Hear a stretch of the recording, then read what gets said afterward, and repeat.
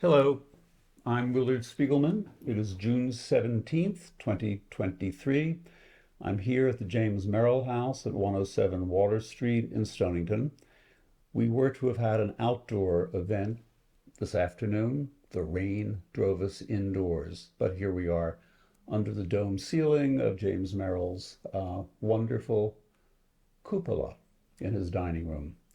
I'm here with John Liles, a young poet who identifies himself as not only a poet, but also a science writer and a living mammal. Most of us can relate to at least one-third of those appellations. I don't know about the other two.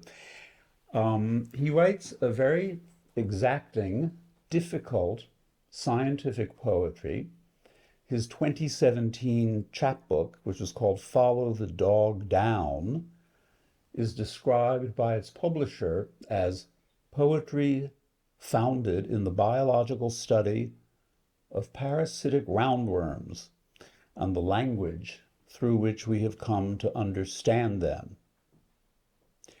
This is ecological poetry in the best sense of the word, and ecological poetry and scientific poetry have a long and noble history. We can think of somebody like Marianne Moore, who was trained as a scientist. We can go back even further to the English Romantics, who, although they were not, most of them, scientists, had an understanding for the earth and for scientific questions. There's an early sonnet by Keats that begins, "The poetry of earth is never dead." And I was put in mind of that line when I was looking at John's poems. And even farther back, we can trace this to somebody I've been reading lately, and that's Virgil.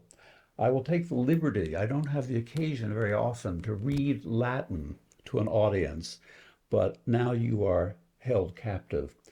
In the opening lines of the Georgics, his poem about all kinds of farming activities, in Book 4, Virgil is devoting himself not to roundworms, but to bees and to beekeeping. And in his opening lines, he says, I will give you the Latin first, just to refresh your memory, and then give you the translation afterwards.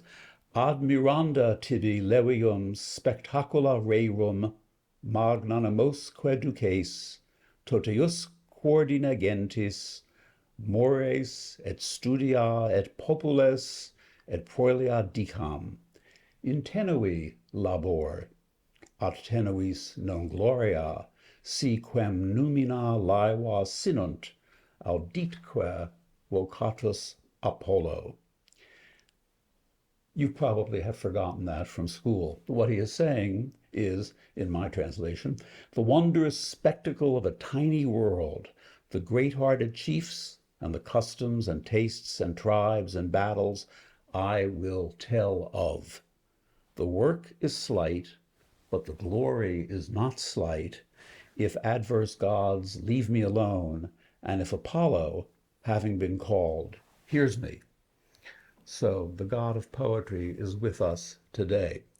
I will also, before turning this over to John himself, read something that was written by Margaret Gibson, a poet whom many of us in the community know well, former poet laureate of the state of Connecticut, who was to have been here but who could not be here. And she sends her regrets, and she sends also what she would have said had we been outside in the garden. So this is from Margaret Gibson. I haven't read many of John Liles's poems thus far, only a handful, but I'm drawn to his sense of impermanence, that we will revert to that from which we have come. And where did we come from, you ask? The sensibility of these poems would have us relish that our bodies have their origin in the evolution and formation of stars. We come from cosmic dust, and we return to it. And that's not a metaphor, it's science, it's fact. Nor do I think that Liles raids science looking for metaphors to explain the human condition. His poems don't explain. They speak, evoke, mystify. They circulate, they scatter, they fuse. They exchange an electron or two with their listeners, and then they say, and none of us will endure this. This is this life on Earth, in the universe of the body or the body of the universe. There is dark and uncertainty, and there are sunspots and photons, realizations, and a continual rebodying or reatoming. The test, it seems to me, of the voice of these poems is whether, in being true to science, the poems can also create in us a fuller sense of intimacy with the particular and the particulate. In these poems, there are unseen forces, and we hold on to the poetic line as we make our way. And she ends with a line from John, "This, oh, what a while that we've been given." That's a terrific way to introduce you, and you will now live up to it. Absolutely. Tell us about yourself, how you came to this position of being a living mammal and sometimes a dog, according to your bio. Yes, thank you. That was a wonderful intro. Thank you to Margaret. I have the poem in front of me that's been quoted, actually. How I came to be here. I'm so fortunate to be a part of James Merrill House here. I'm here through the Yale Younger Poets competition. I have been writing for, I guess, 12 years now. I started as an adult in college. I didn't mean to find poetry. It sort of found me. I've always been interested in expressing more about the scientific and the animal, the non-human especially. And I found that that's the subject matter I like to address, and poetry happens to be the form that I'm taking. The work feels, I guess, organic to me, and at a certain point in my writing, I guess it just started to feel necessary to speak and to say certain things. Yeah, absolutely. Should I begin? You've already begun. I've already begun? Now Yes. continue. So I have an introductory poem. It is the one that has been referenced. I do like it. This is called The Steady State.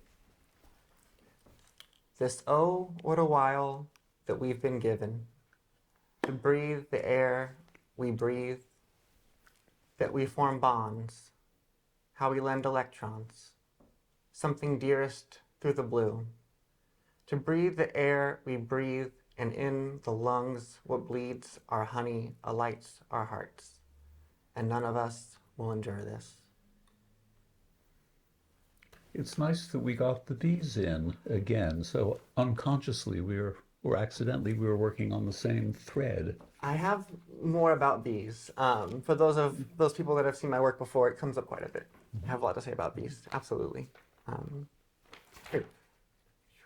I have some different sections here. The first thing I'd like to talk about really is I have some poems on heart formation, embryonic heart formation. It's something that I am really interested in. I think that a large part of why I went into writing was I was really looking for something to love about being here. Excuse me, were you trained in the sciences when you were an undergraduate? So I minored in environmental science. Most of what I've learned has been on my own and through extensive time in the library and bothering professors that I've come across and friends that work in the field. So it is a lot of independent work. This especially. I did reach out to someone to talk more about specifically embryonic heart formation, and they were quite busy, so I wasn't able to get to really pick their brain. But this is mostly independent stuff done. Some of it through older work, things available through archives and in the public domain, and then some of it I do try to make sure that my work is relevant and that I'm not making incorrect statements, especially. And so I do check on my work.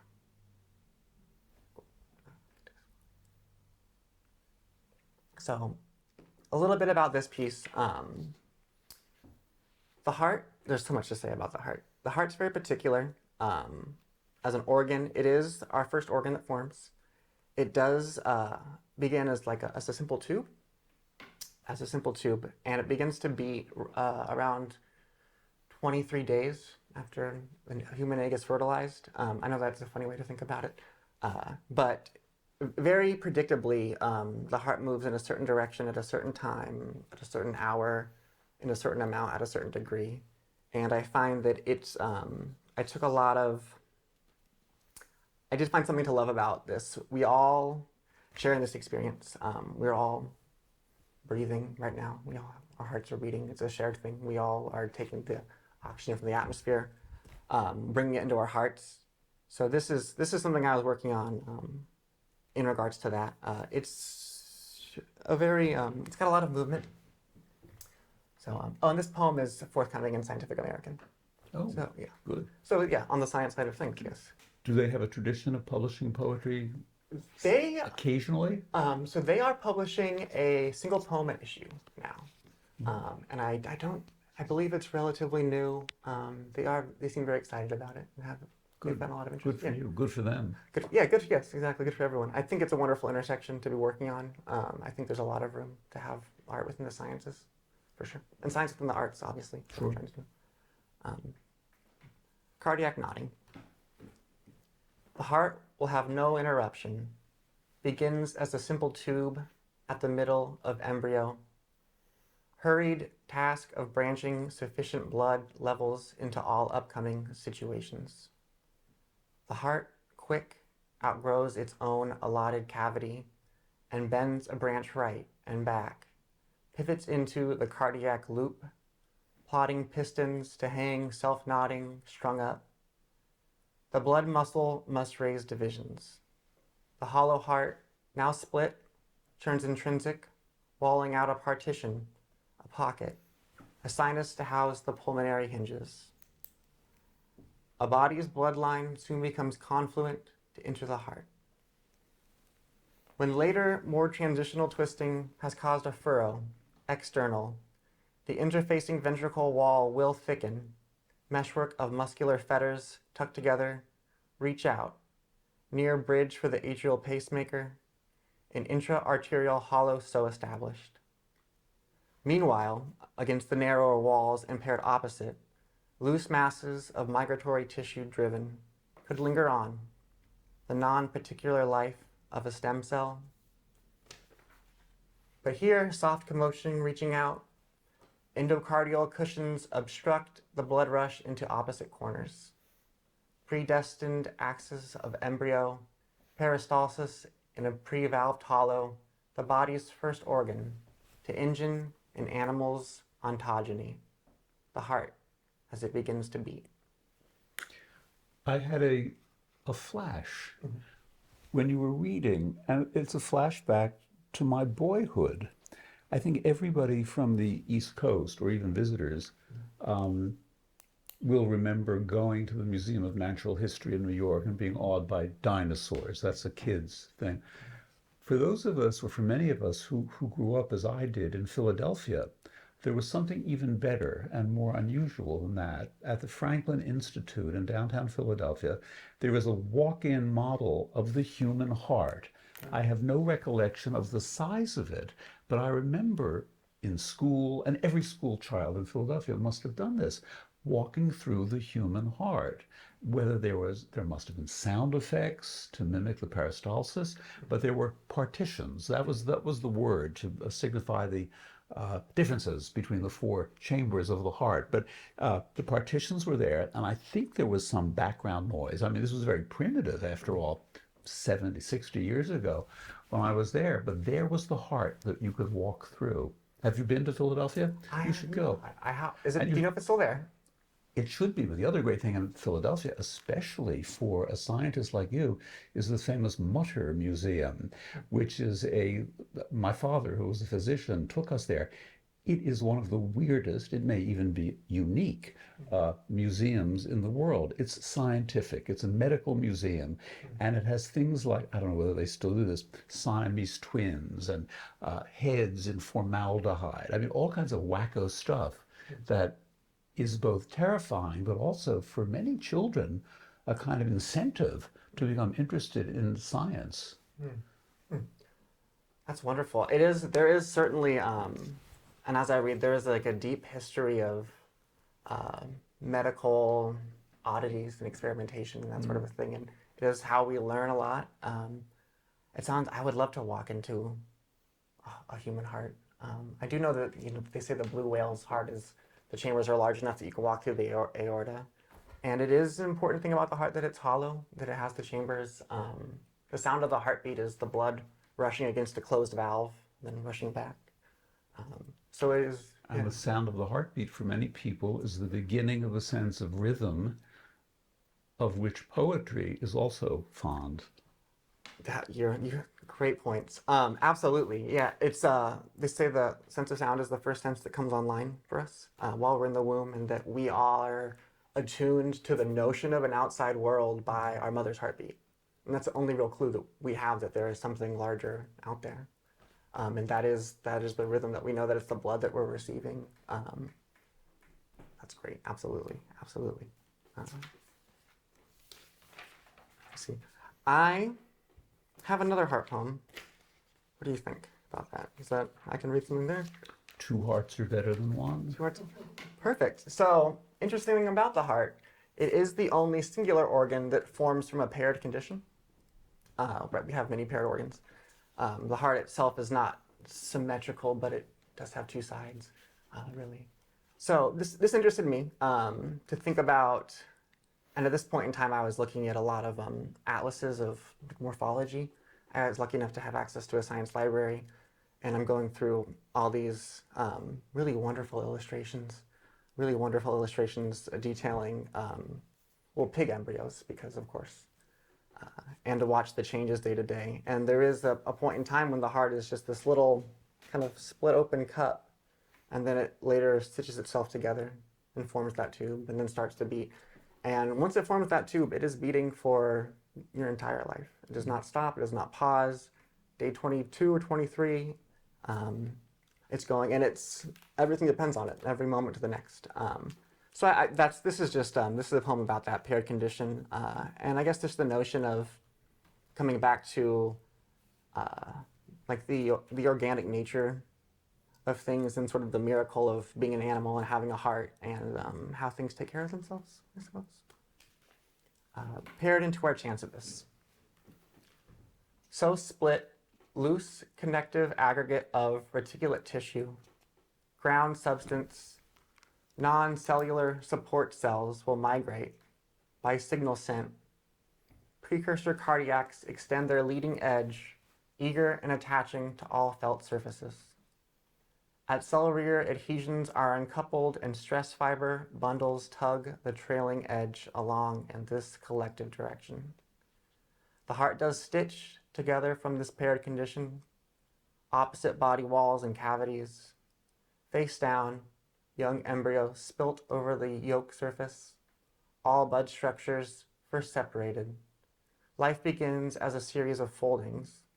The home body hollows out safe spaces and holds to the heart, hung up in the hot start of all effort, hopeless and without the chance for new ambition. Obligated into the necessity of this, lost at the end of your endurance.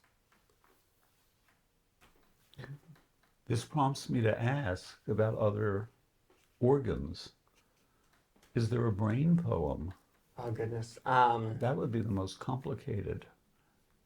That would be very complicated. I mean, they're all brain poems in a way. I'm thinking of Well, brainy poems, certainly. I'm thinking of my best friend out there who has done like extensive work in neuroimaging and neuropsych, and I fear I'll let him down if I try to encapsulate anything in the brain to that level.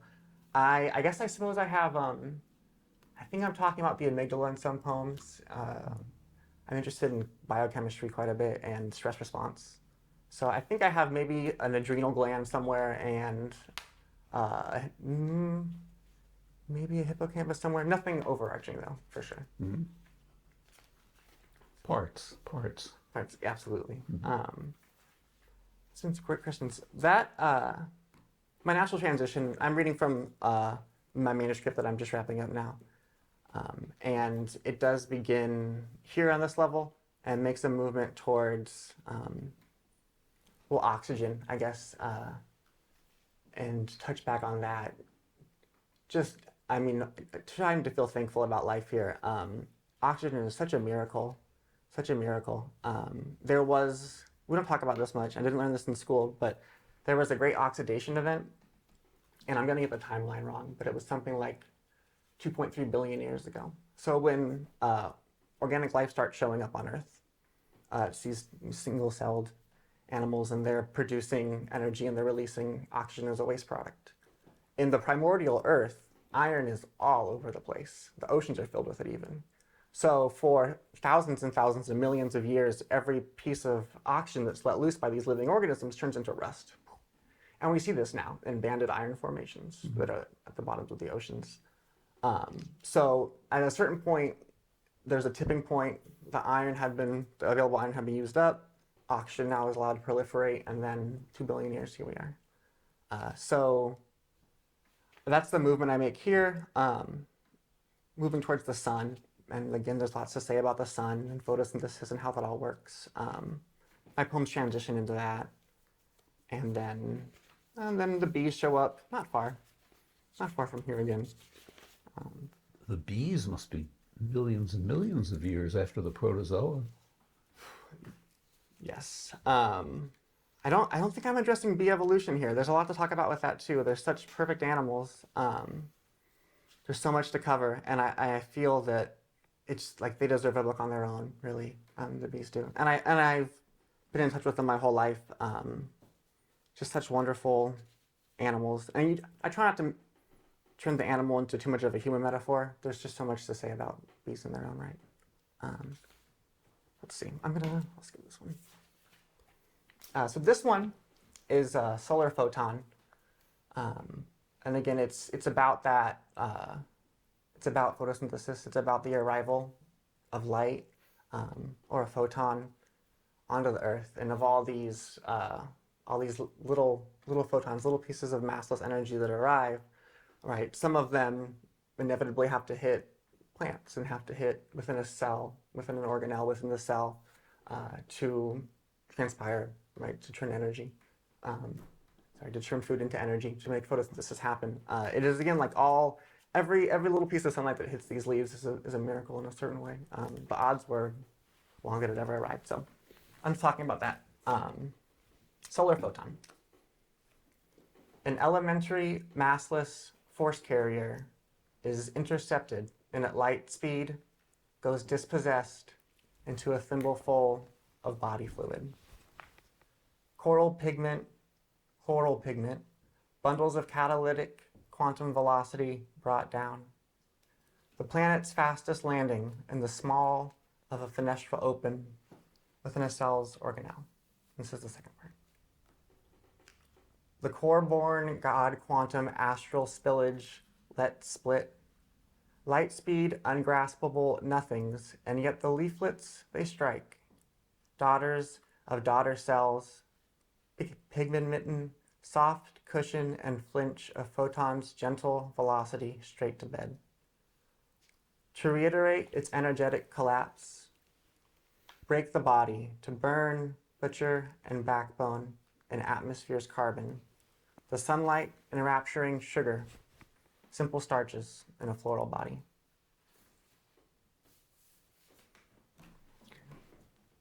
I'm tempted to ask two questions and hope that the small audience we have will feel free to ask questions as well. And the two that come to mind immediately are, do you consider yourself a writer of religious poetry? And so you can answer that in relation to the second one, which is, for me as a literary critic, and we're interested in connections and influences, from whom did you learn? Who wrote poems that could be remotely considered models for yours? Or did you spring like Athena right from the head of Zeus?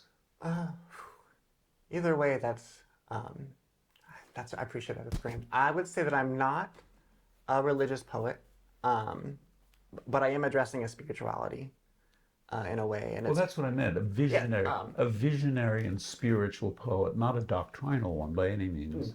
Yeah, I think that because of my motivations to go into writing, that naturally developed into that. I think that we see a lot of poetry, especially a lot of writing that's dealing with the self, one's experiences, one's life, one's human existence.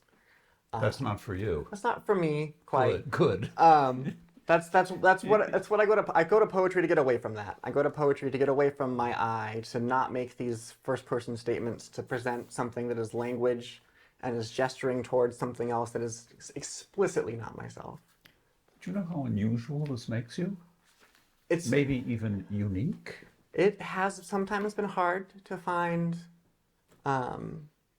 yes, like poets, like writers, like poets, for sure. I do think that I found some work that's out there. Cody Rose Clevedence, Sylvia Legris, newer poets who are taking on some sort of maybe a research aspect. Kellyanne Knopfel wrote a series of poems about sea slugs, and was able to go to a lab, I think, in Northridge and observe them closely and write about them. A poem of hers, I think, was one of my aha moments where I realized you can write about this. It's out there. One can write about anything. Yeah, and Sure. and I can read about this, I guess. I can find this information. Someone else wants to hear this, and it was just beautiful work. And so returning to the spiritual question, I think that when I said before that the work is necessary, I think maybe it's addressing this. I, maybe my whole life, have sort of been puzzled by being human, by being comfortably human, by the general sense of, I'm not sure what to call it. Most people seem to mostly enjoy being here. And as a child, I wasn't quite sure what that was about. And so for my life and for my work, my thoughts and my language, I think a lot of what I'm doing is trying to reconcile being a human. We've caused a lot of harm to the planet and to other beings. We're perhaps the worst thing to happen to most species out there, including our own, which is perhaps a little bit rare. You don't see frogs turning on frogs often. And so this is work that I wrote because I feel like I needed to direct my attention to something else. And of course, the bees are never going to read my poems, but I still feel like I'm doing something outside of myself in a way, paying attention to that. Mm-hmm. Yes. What's next, John? So I have a bee poem, specifically bees, directly bees. I'll get into it. Without which, a planet to mend, you lend honeybees, kindred ignitions into the blue, unforgiving, to persist scintillas, to spark open wax and induce the workhorse's engines. Hailing baby-faced and yellow-bellied bombardments who masticate blossoms, gristle and grasp. And this is how we survive this. Oh, unending animal, you go where the light goes. That's wonderful. Thanks, I do like that one, actually. And you follow, of course, in the tradition of humanizing the bees. Yeah, that's they do so much for us. Mm-hmm. It's and I think that I'm sure it's impossible to relate in any way. And a thing about bees that I didn't know until further along in my life was that they're not trying to pollinate. It's not something they're doing. That's not their intention when they go. They're gathering pollen and nectar. They're looking out for themselves. They have a job to do. They do it furiously and beautifully and until the moment they die. And there just happens to be this consequence to it, which is that, flowering plants get pollinated all across. I mean, we depend on it. We depend on it for our food. I think we're all on board with saving the bees at this point in time. I don't think we're all on board for saving the bees at this time. I think that we're all pro honeybee. I don't think I need to make that pitch. But I know that veganism comes in many forms. There are vegans who will not eat honey. That's a controversial line too. Absolutely, and I can appreciate that. It is work that the bees are doing for themselves, and beekeeping is in some way manipulating their natural processes. But we're helping them, aren't we? Do they need help? I don't know. To the extent that they might be otherwise victimized by other forces in civilization, Yeah. they need, well, every species needs as much help as it can get, even if it's negative help, that is, help that prevents other bad things from happening. We don't have to encourage them, we just have to protect them. And I think everyone that I've ever met that worked closely with bees was absolutely sensitive and caring and had their bees in mind as a priority with all matters of process. My grandfather had a beehive for a couple years, and he was just so devastated when he lost it. It was like losing a dog for him. So there is work out there. Obviously, we're proliferating them. Obviously, we give them food. We bring them places.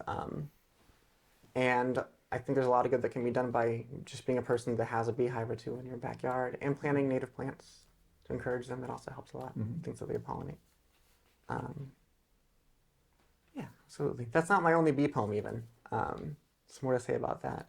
Do you want to give us another bee poem or move to another species as we're going through the... Let's see. I do have a woodlouse poem. A woodlouse poem? Let's go there, sure. I'm not sure where the next bee poem is. This is an early poem of mine. If you know me, you probably know that I have an affectionate view of decomposers, which woodlice are. Well, I'm lucky enough where I live and work up in Fort Bragg, California. There is a very moist environment and there's a lot of decomposition. But I guess a particular thing about many animals is that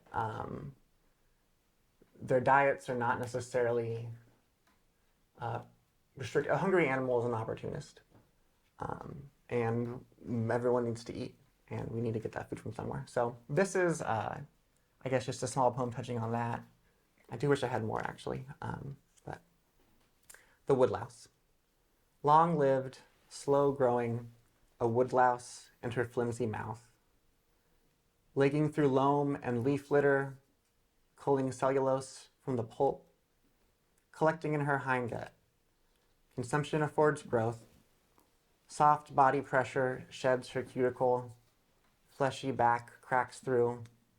But catching this allows churns carnivorous, coming after the sound, sequestering carbon from the living cycle.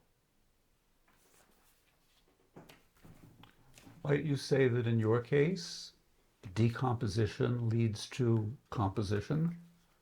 Absolutely, absolutely. Just checking. That is there's the cycle of producers to consumers and the steps of consumers to decomposers, and then of course, what happens after decomposition is those nutrients, those. No. I was thinking of you. Oh, generatively. You as the writer of compositions. I missed that one. Yeah, absolutely. Absolutely. There's so much to say about that. It's a hop away, but I'm also interested in like trash and general degrading of material. Do you know the poet A.R. Ammons? Yes, actually, I do. Well, this is a great man who died, who was born the same year as James Merrill. He's 1926. I may be off by a year or so, but he's one of that generation of poets, all born between 1920 and 1930. And he spent his entire life as an adult teaching at Cornell. But one of his great book-length poems is called Garbage. And it starts with an enormous landfill site on I-95. I'll say it's outside of Boca Raton, but it's somewhere in the ugly part of the Gold Coast on the east side of Florida. And it's about eagles and buzzards and birds of prey coming out, and constant smoke rising from this stuff, which is burning all the time. And then he goes into many discussions of garbage and what it does and what we do with it. It's a remarkable, ecologically astute poem, which I call to your attention. I will have to check that out. I'll do that today. And Whitman has a great poem about compost. It's like I said before, some part of this is that I'm not as well read as I would hope. There's a lot of poetry out there I'm still discovering. I've had my nose in science books for a long time, and that's where I spent a lot of my energy. But that sounds fantastic. There's always a story with garbage. You know, a new item is one thing, but every living piece. When I lived in New York, which I did for 4 years, the trash on the streets is sort of remarkable, and everyone gets used to it very quickly. But it is so normal to just be walking past 10-foot-high piles of garbage bags and to have things poking through them. The bags sometimes convulsing with rats, and interacting with. I love the way that the rats and the like the trash is pushing up on this, human civilization, this boundary that we try to form. You would also be, I think, as a scientist, alert to and aware of the fact that New York, like most cities, is infinitely cleaner now, the car notwithstanding, because 150 years ago, there were how many tens of thousands of horse manure on the street every day, and how many gallons of horse piss every day. And this was stuff that was just lying there, festering, and had to be shoveled off. I love that point. Thank you. Absolutely. And on that same, animals produce organic waste. Cows produce a lot of methane. It's not only the mechanical that is causing this. Horse poop apparently is non-controversial. It's something that I see left out in state parks all the time. I suppose it does decompose quickly, but I certainly experienced a lot of horse poop in my life. For sure. History of New York. In moderation, I find the smell of horse manure sometimes rather pleasant. And I was driving through a field in Iowa some years ago, and I stopped the car to look out, and it was a beautiful spring morning, and it was in the middle of agricultural country, and you could smell just the faintest hint, like the eau de manure that was coming. I thought it was very gratifying and reassuring in small measure, just a little dab behind the ears. Absolutely. That's real life right there. That's how it happens. And most of us are privileged enough not to have to live in it, to be able to move through it. I'm delighted you said that. That's great. And it's a sidestep away, but I am a big proponent of, meet your meat and be aware of the animals that are feeding us, and the stories there. Not to get too much into the ecological consequences of that, or trash, or all of that. In my work, I like to focus on the actual, or the processes that are happening, or the mechanisms within an animal or an organic process. I'm not writing to solve the world. There is a history of eco-poetry, certainly, and I suppose where I might deviate from that is that I don't necessarily see my work as a call to action, maybe more of a gesturing or pointing towards some other way of life that I just think is worth our time and attention. Human intervention has generally not gone well in the first place when we've intervened in the environment. So I'm looking to notice, I suppose. You are an observer, and going back to what I said earlier, you also are speaking at a kind of spiritual level about all of this, with a kind of scientific wonder and awe in the face of all of these infinite processes. We can say it's God's work, but it's God's work interrupted by, supplemented by, or undone by humans' work, but they can participate together. I have room for all the explanations, and the atoms at play, and the space between the atoms, and the vibrations that go out, and the biochemistry that goes into it. I have a lot more to read, absolutely. You have more to read. I have more to read. So, and of course, you are aware of the fact that we're sitting in the home of a man whose last great work, The Changing Light at Sanibur, is involved in part, in a very wacko way, with subatomic particle physics. I have read through that, and it is dealing with science in an interesting way, and it is acknowledging that reality. which is as valid as any other. Humans we have great keen senses and fantastic vision, but the idea that we are, molecules at play colliding with each other is, I think, as valid of a way to experience or to look at life as what we're doing here. And I know for a fact that you certainly know more about science than James Merrill did. I mean, his was all at the very lowest level of pop science. He was getting this from. I'm not prepared to make that claim, no. But I appreciate that we have a like interest. Really, anytime I come across something minuscule or atomic in a poem, that catches my attention for sure. That's something I want to read about. It's something, like you said, not as usual, for sure.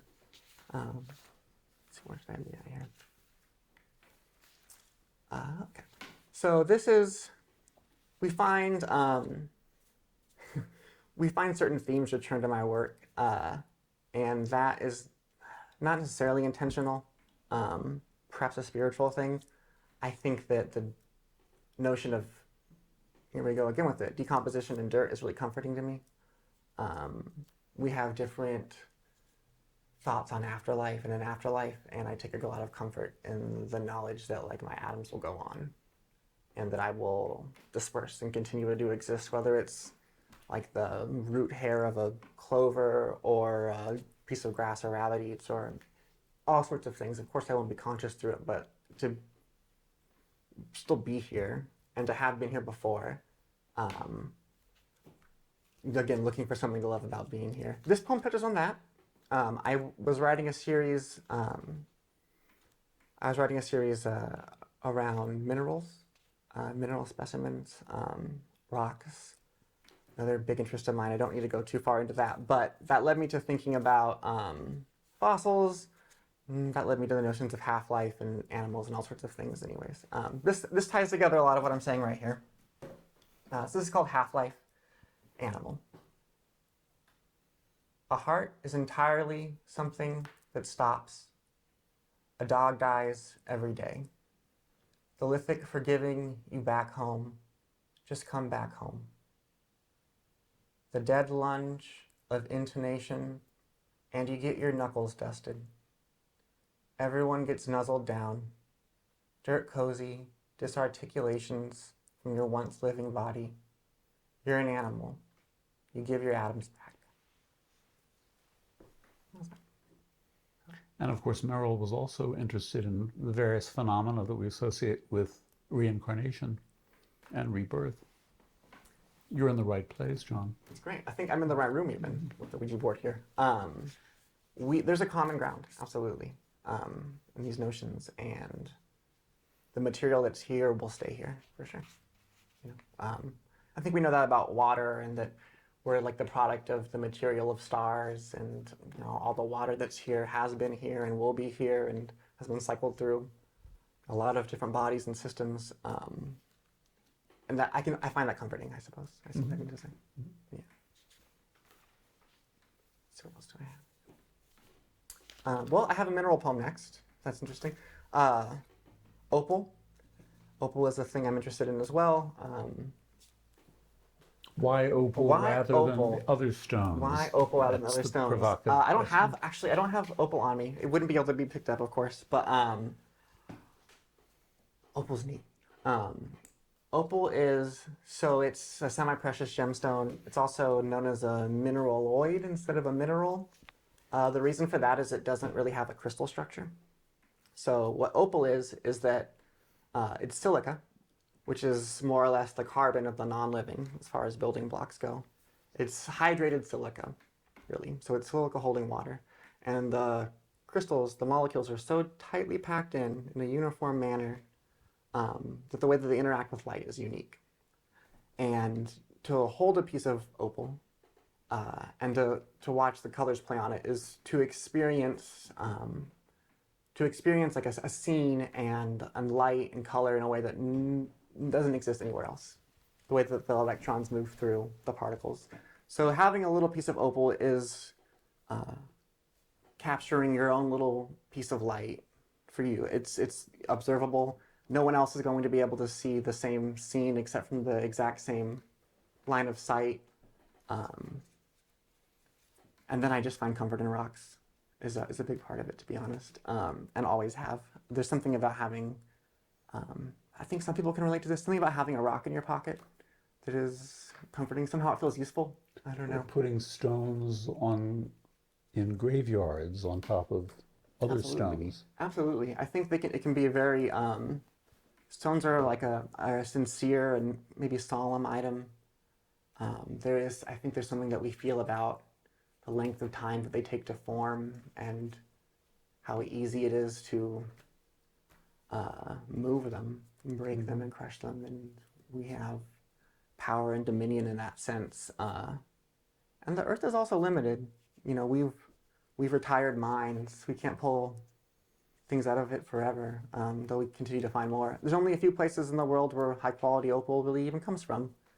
And then you see things like turquoise, where the mines get retired and certain turquoise becomes vintage. And I won't get into all of that, but certainly to think of it as there's a limited amount of these things on Earth, and every piece of them is a story in some way and is unique, and is exemplifying the structures of life that maybe don't exist quite that way in other places. So this poem in the Natural History Museum in Washington, D.C., I believe there might still be a vertebrae about this big. I believe it's a dinosaur vertebrae, and it's been opalized. And it is maybe the coolest thing I've ever seen. It is the shape and texture of a dinosaur bone, like you would expect, and it is shining and bright and interacting with the light like opal does. Because opal has come in, it's become opalized, it's replaced the material in the bone, and this is after that. And again, we're tying in many things that I'm working on here. Opal. In the body, rotten mammalian carcass, night wild of its molecules, you are honey soft, hangdog, making embrace. What you undergo crystallizing, lattice of laminates, dizzy getting the bright sides into a band gap, unpassable. Go discoherence and backslide with no discernible structure, you, nothing like other, hold for a moment one body of light. Lattice of laminate is a wonderful phrase, isn't it? Thank you. I do like that, yes. You're allowed to take pride in a phrase well turned out. Yeah, they take time. I do, every syllable has to sound right, for sure. And I'm not going in here with a formula for the sonic aspects of it. But as I'm writing and choosing a word at a time, I think it's sort of like when when someone hits a note that's not in the scale, or the chord, and it just sounds dissonant. And so the wrong words sound very obvious. And so that I work against that, and I like that. Let me repeat the question in case it didn't come through. The question was from a poet and a reader recently of the Portuguese poet Fernando Pessoa, who wrote under many, many pseudonyms, who said that poetry is a matter of astonishment, which is also what many people in the arts have always said, étonne-moi, astonish me.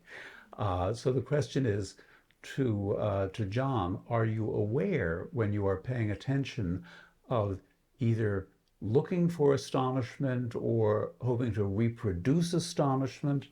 Does that seem like an adequate rendition of it? Okay. That's wonderful. So yes to both those parts. I am looking for astonishment. I'm looking for it to live, and I am really hoping I can in some way communicate it. So a thing I've been trying to understand better, it's possible, and probably not likely, but it's possible that like the first real examples of motherhood that we have on this planet are from cockroaches. I know that notion is sort of wild, but cockroaches. They will inherit the earth. We know that. And we don't like them, but they're doing a good job at it, and they're good parents. Not every species of cockroach, but they practice maternal and paternal care. They tend the eggs, they watch the young, they feed them, they help raise them till they're adults. Um, Meanwhile, you have mammals that don't care for their young for more than a day or two or three. That's not really true with mammals, but I mean, we have seals that wash up on our beach out in California, and when they wash ashore, the mothers just wait for them to come back. Cockroaches are great moms out there. What I'm hoping to do in my work is that if I can, in some way, bring a person to relate to a cockroach or a roundworm or a rock, if I can find the language that I guess bridges that gap or allows us to empathize with the plight of something else, then that's what I'm hoping to accomplish. A big thing that I am trying to address in my work, I guess if there's a thing I'm trying to do to or for with humans, is that I'd like to challenge the notion of who we are, and how that might change our lives or our world if we open that up to a more inclusive definition. If we feel like the birds are also part of this, and the insects, and the mice, and the trees, and the flowers, and if we were all in this together, and if we treated each other with decency, and that was who we were, I think that this might be a better place. I don't think that. I do think we need more kindness, and as far as the astonishment goes, and dealing with that as an observer too, is that I'll go out into the tide pools a lot, and there is a conundrum to be faced with, which is that I want to observe something, and I also want to touch it and ruin its day. So that is something that I'm thinking about and addressing, and wondering, is my human involvement in this worth it? And only I get to decide if it's worth it. And then I step into someone else's life, and I pull them from their habitat, and I look at them really close for a long time. And it's probably a very odd experience, and I put them back. Dare I hope that there's a cockroach poem in your It's in the works. It's in the works. I have some insect works. I'm working on teaching it. Being able to teach ecology and like the natural sciences to kids gives me a lot of opportunity to address and explain the things that I want to talk about to an actual, like, active audience who's there to learn. It's in the works. It's in the works. Take us out with one more poem. Yeah, absolutely. Let's see.